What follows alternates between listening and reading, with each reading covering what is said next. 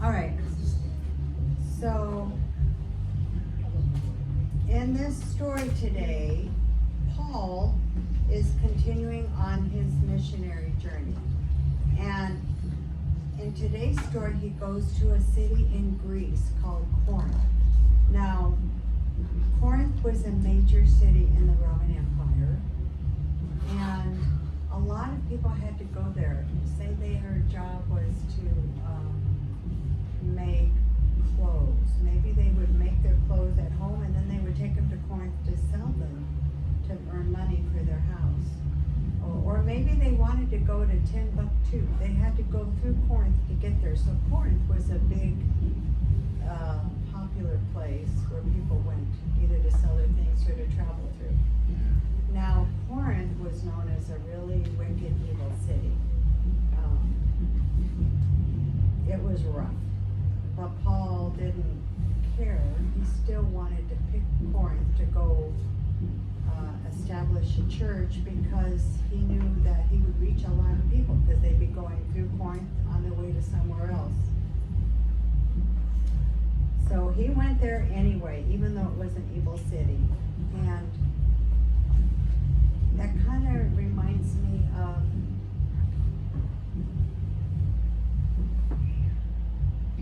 living here in Eugene, because sometimes we encounter people that don't believe God like they don't know God like we know God.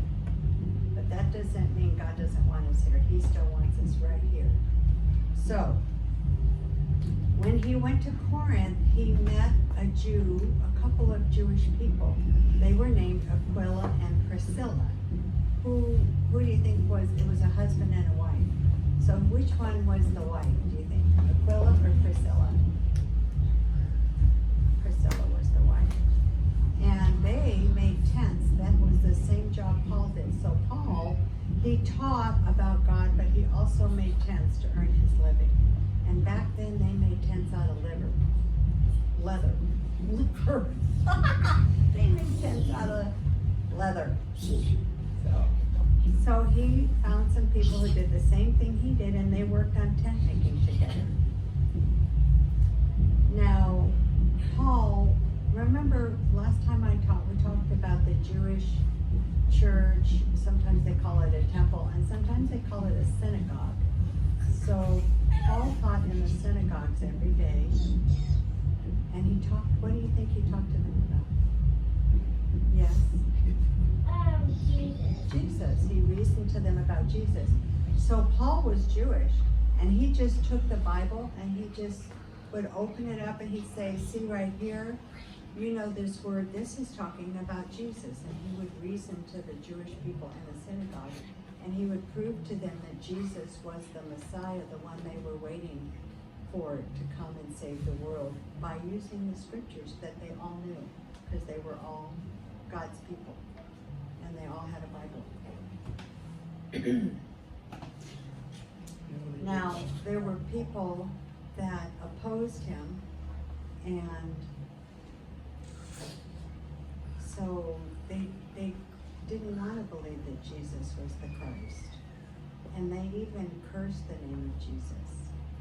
So, you know what Paul did? You know what he did? He shook the dust off his clothes. It'd be just like, say you were shaking out something before you folded it in the laundry. You know what I mean? He wanted to shake off even the dust of their presence from his clothes. And he decided he was going to quit teaching the Jewish people. He was going to start teaching everybody else, and that means he was going to go to teach the Gentiles. That's all of us. That's how we know about Jesus being God. And he said to them something. He said, your blood is on your own heads. I am clean. What do you think that he said that for? That means if they didn't live forever and go to heaven, it wasn't his fault, because they wouldn't listen to him. So, however, when he left, you know who was the ruler of the synagogue? His name was Crispus. Sounds like a crispy, like a potato chip or a crispy something. But his name was Crispus, And he believed. He was the leader of the synagogue. So, then the Lord spoke to Paul in the night in a vision. So, we could act that out. Who wants to pretend to be God and who wants to pretend to be Paul? Which one do you want to be, Logan? God? Okay. Who's going to be Paul? You want to be Paul, Bryn? Okay. So, Bryn, I need you just to come up here and kind of lie down on your side there like you're sleeping, okay? Yeah. Well, you gotta lie down. It involves lying down if you're asleep. Okay. Who's God? Logan, come up here. Okay. Now 1 second, I'll tell you what you're gonna say. You're gonna tell her. So she's Paul, and she's asleep. And God spoke to Paul while he was sleeping, and he said, "Do not be afraid." So say that. Do not be afraid. But speak and do not keep silent. But speak and do not keep silent. Okay. For I am with you. I am with you. Okay. With you. And no one will attack you. And no one will attack you. To hurt you. To hurt you. For I have many people in the city. For I have many people in the city. Thank you, Paul. Did you hear that in your sleep? Okay. All right. Thank you, guys. You were good help. So, why do you think God came and spoke to Paul while he was sleeping? Anybody? Yes? Why do you think? You think maybe he was scared? Yeah. So, is it okay to be scared? Yep. And God knows when we're scared, doesn't he? And if we're still doing what he wants us to do, he'll come and encourage us. So Paul stayed there 1 year and 6 months teaching. So teaching the word of God among them is what it says. So is 1 year and 6 months kind of a long time? It's a long time. It is a long time. Like right now we're almost to Thanksgiving. So that would be all the way to next year on Thanksgiving and then all the way to the summer after the summer that's coming. So he stayed there a long time. Now, maybe Paul was scared because it was such an evil city, and he didn't really know if there was people there that would want to hear about God and how good God was. But God had people. He knew there was good people in the city that he wanted to come into his kingdom, so he got Paul to stay there. Now, let's see. Jesus didn't tell Paul that people wouldn't try to stop him. He said that he would be successful, though. And Paul stayed in Corinth maybe longer than he stayed in any other place. And that might be because it was darker. So I do have something that I want to show. And so, Steve, if I could get you to help.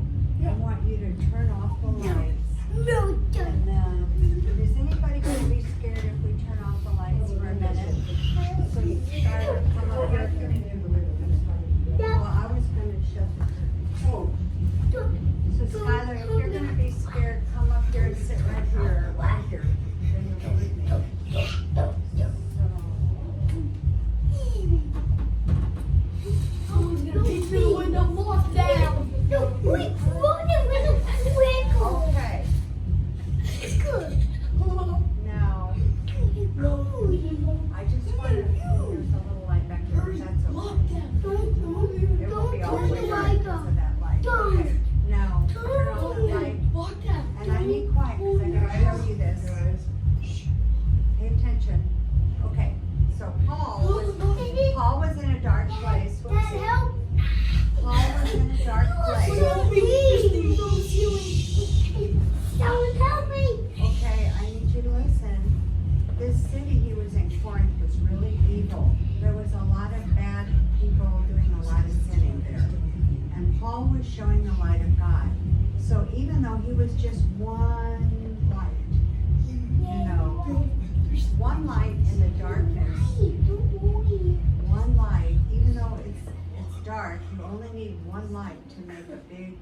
you see what I mean? Now, I want to show you something.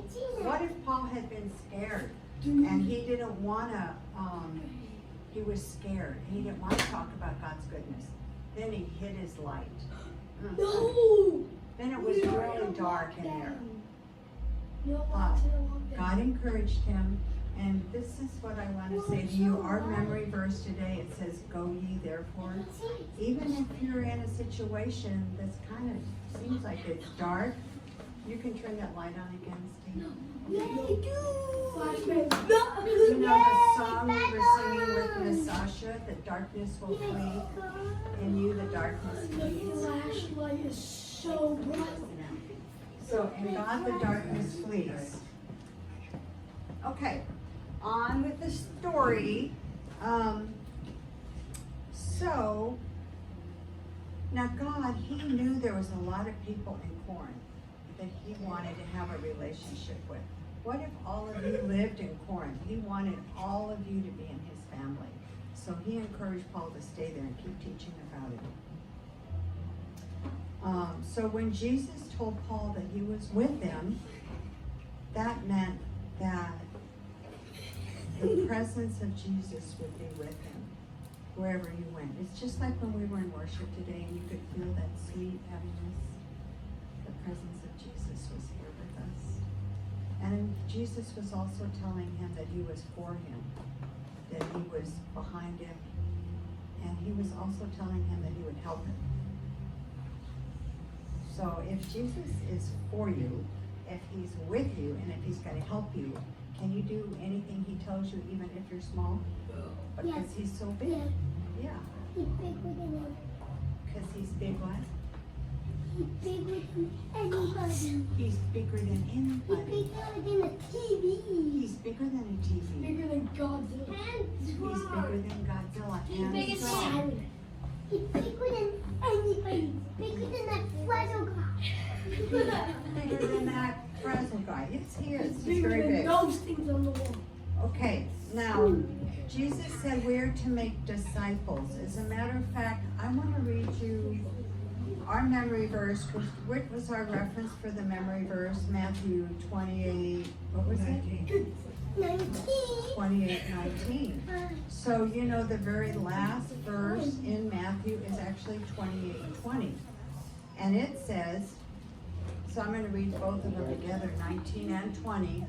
Can you listen? So it says, Go therefore and make disciples of all the nations, baptizing them in the name of the Father and of the Son and of the Holy Ghost, teaching them to observe all things that I have commanded you. And I am with you always, even to the end of the age. So teaching, we're supposed to be teaching. So we don't just go to people, and I think a lot of Christians think the main purpose of being saved is that we're gonna, well, what do you think is the main purpose of being saved? Before I say what I was gonna say. Who knows? Who has a thought on that? What do you think is the main purpose of being saved? Yes? What? You're just stretching. Oh, okay. Well, Saved from our sin. we're saved from our sin. We are. So Jesus said we're to make disciples. Let me ask you, what is a disciple? Anybody know? So I looked it up this morning. Disciple means pupil. So are you all sitting in your chairs listening to me teach, being pupils? Yes, you are. Oh yeah. Yes. Yes, you are. And He's who are we being pupils of? Who are we learning about? Jesus. Jesus. And how are we learning this? What do we learn from? The Bible. The Bible. That's right. So the most important thing is to learn about God. Now salvation means we will live forever in heaven, and so we skip hell and we gain heaven, and that's wonderful. But we have all this life to live here on earth, and there's a lot of benefit to knowing God while we're alive. I have a question. if you spend all your life learning about Jesus, then will you think you'll know him more? Yeah, okay. So why would it be good to know Jesus more? Yes. It's good so you can go to heaven and get back the time. So you can go to heaven. What's another good reason to know Jesus more? Yes?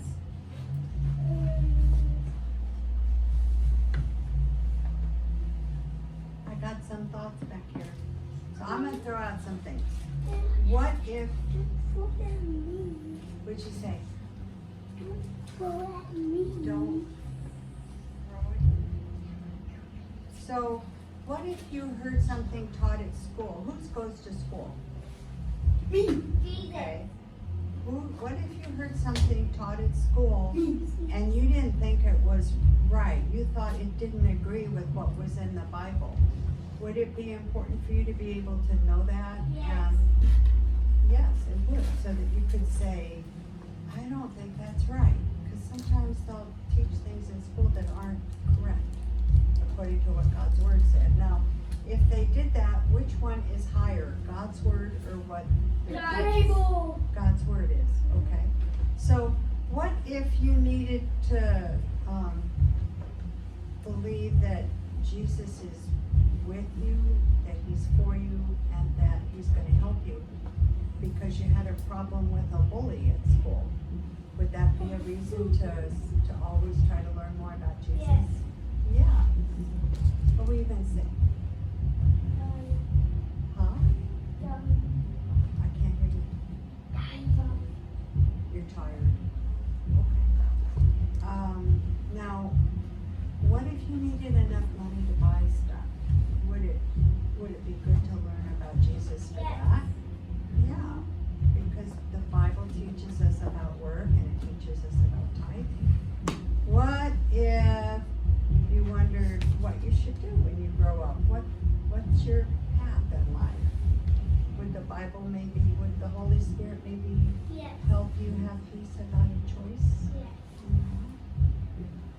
What if you weren't feeling well or somebody you knew had been injured and you wanted to believe for them to be healed? Would you want to be able to know what the Bible says about God's promises for healing? Yes. Okay. Well, what if you just wanted to talk to God and pray about your dog or your family or your friend? Would it be good to know about God? Yes. So that's why we want to be disciples. Now I have an interesting thing to tell you here about numbers. Who likes numbers? Okay, so say you wanted to tell people about Jesus. So say you told 2 people a year. So now say that you evangelized, in other words, you told 1,000 people this year about Jesus, and for 15 years you told 1,000 people a year about Jesus. After 15 years, how many people would know about Jesus? If you told 1,000 people this year and 1,000 people this year, and you did that for 15 years, how many people would know about Jesus after 15 years? Well, 15,000 people would. Yeah, because you told 1,000 people this year. You told them for 15 years. It'd be 15,000 people after 15 years. But do you know if you told one person about Jesus and you spent 6 months teaching them, then at the end of the year you'd only have 2 people who knew about Jesus. But if they knew so much about him and they knew like how to what promises they could stand on for healing, for finances, for their family, for bullies, for anything that came across their path, they knew really well because you had spent 6 months teaching them. Then at the end of the year you'd have 2 disciples, but then each of them turned around and told one person every 6 months and helped them for 6 months to learn all about God and disciple them. And then that would happen after 16 and a half years, they would have told 7 billion people. There's almost 8 billion people on the earth, so they would have told everyone on the earth in 16 years. So the point is, Jesus didn't tell us to go and just tell people about him and run on to the next person. He told us to make disciples, and a disciple is a lifelong learner. So we want to be lifelong learners of Jesus for ourselves, but also when we tell people about Jesus, we want to help them really learn about God. And how do we do that?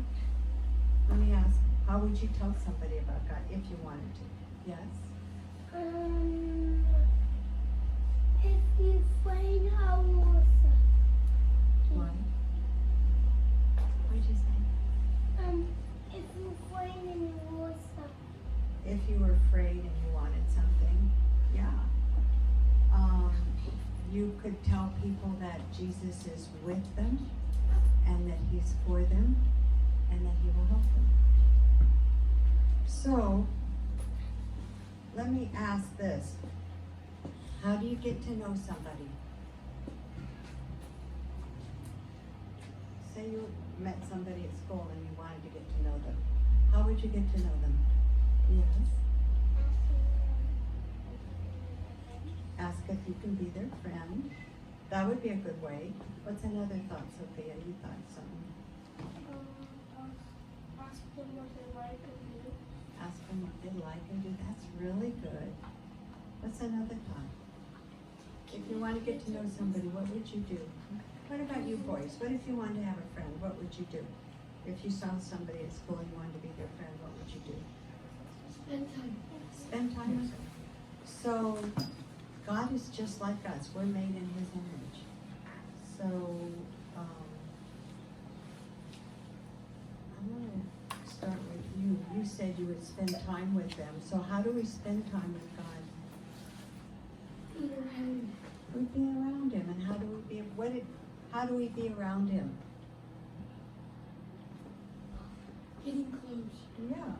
Well, one way is being around friends who know God. One way is reading his word. One way is going to church and hearing the pastor teach about him. One way is drawing near to him in worship. These are all ways that we spend time with him.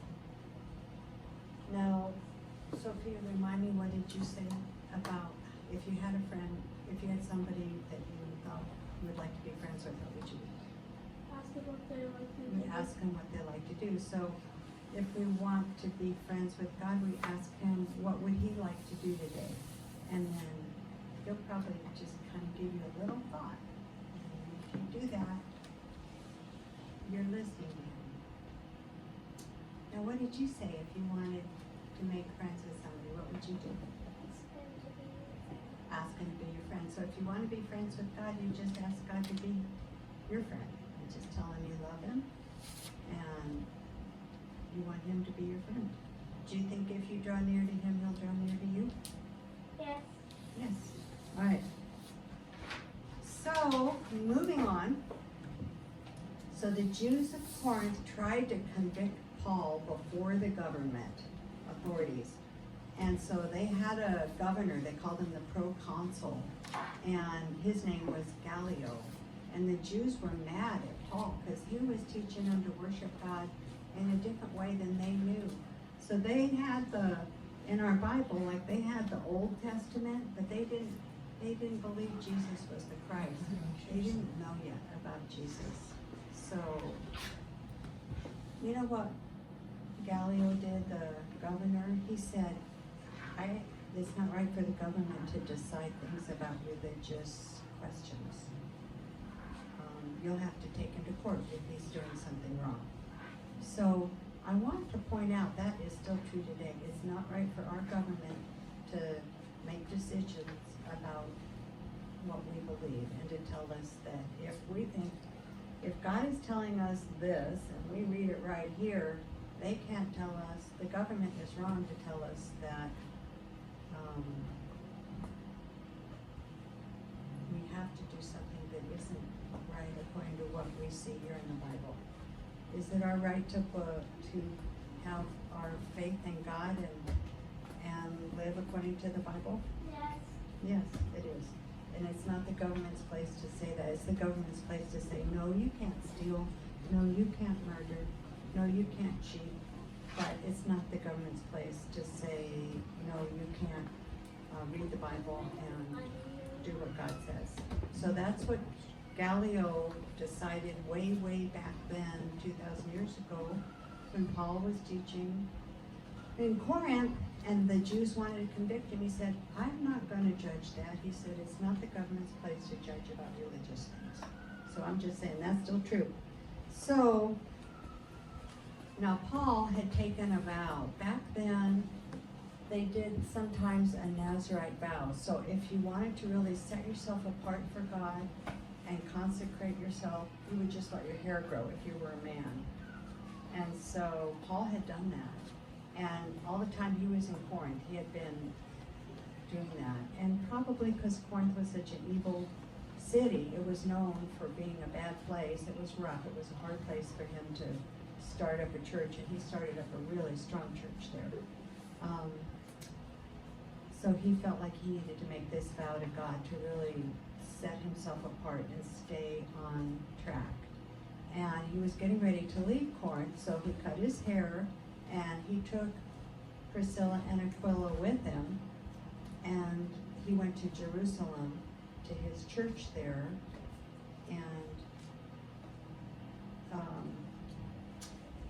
and he took his hair and he offered it there as part of his feast offering, because he had spent this year and a half consecrated to God, doing just what God told him to do. And then he cut his hair because that's what they did for this Nazarene vow. So, let's see. On the way to Jerusalem, he stopped off at Ephesus, and he left Priscilla and Aquila there, and they were discipling that church in Ephesus, and then he went on to Jerusalem. And then he went to Galatia and Phrygia. Who can say Phrygia? Phrygia. It sounds like a fur on animal. Phrygia. Phrygia. And he went there to strengthen the disciples. So can I get you three brothers, and maybe you could do this too, because I can see you're very strong. So I want all the boys to come up here. I think I'll have to have the girls next, because girls can be strong too. Okay, turn around. Now show how you would grow your muscles, because last time we did this. If you're trying to be strong and grow your muscles, you've got to lift weights. I want you to show me how you would do that. You just lift them up, and you just be strong, right? So, good job. Good job. Okay, now hop down. I want the girls to come up here and show me how they can be strong. Alrighty, girls, let's show we can be strong too. Pretend you've got like a weight and you're just lifting it to build up your muscle. Okay? Look at that. So this is how we get strong. We keep doing the same thing. It's just consistency. Okay, go ahead. So Paul left Priscilla and Aquila in Ephesus to strengthen the church there. And that's what they were doing. They were teaching about God. And there was a man named Apollos in Ephesus. And Apollos, he was a Jewish man who could really talk about, he could speak well. He was such a good teacher. He would teach like this, and he would teach like this, and everybody listened to him. But he didn't know Jesus. He was teaching about the baptism of John the Baptist and about repenting and turning away from your sins. So you've been living life this way, and then you turn around and go the other way. But he didn't know Jesus. So Priscilla and Aquila took Apollos aside, and they taught him about Jesus. They explained the way of God to him more accurately, is what the Bible says. And then Apollos, you know what he did after he learned about Jesus? He went back to Corinth which is the evil city where we all started with Paul. And he went back to Corinth to water the seed that Paul sowed. So that's really the end of the story, but I want to talk a little bit about sowing seed. Like right now, when you come to church, you hear the word of God and it gets sown in your heart. But you know what? You have to water it. You have to feed it. You have to let it get sun so it can grow a deep root and grow tall and bear a lot of fruit. Now, I think we've talked about how to know God, and that's the same thing you do to make the seed of the word that is sown in your heart to grow. You hang out with friends who know God. You take your word craft home and look up the verses in the Bible, and then you hear the word of God because you hear him talking, because he talks by words, just like we do. Or you listen, and sometimes he talks by pictures. But at any rate, you want to water this word. You want to let it grow, so that your life will bear good fruit. Because God is for you, he is with you, and he wants to help you. And that's the end. What do you guys think? Any questions? Yes, we can play a game. But I think what we should do first is have a snack, and then we'll have our game. Okay? Okay.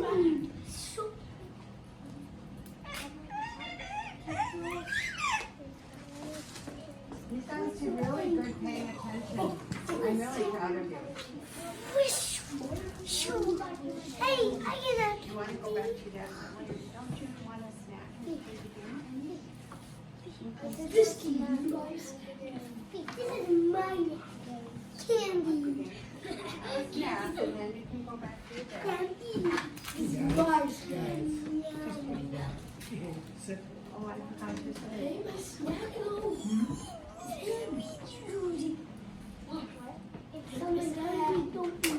I forgot one more thing. I'm going to say it.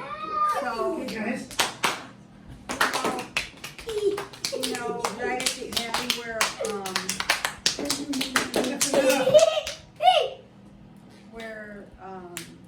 Priscilla and Paula, they took Apollos aside to tell him about Jesus. And then Apollos went back to Corinth and he strengthened the church there. Do you know what Apollos might have done? He might have written the book of Hebrews, a whole chapter in the Bible. So it's important, our little conversation. All right, let's have a snack.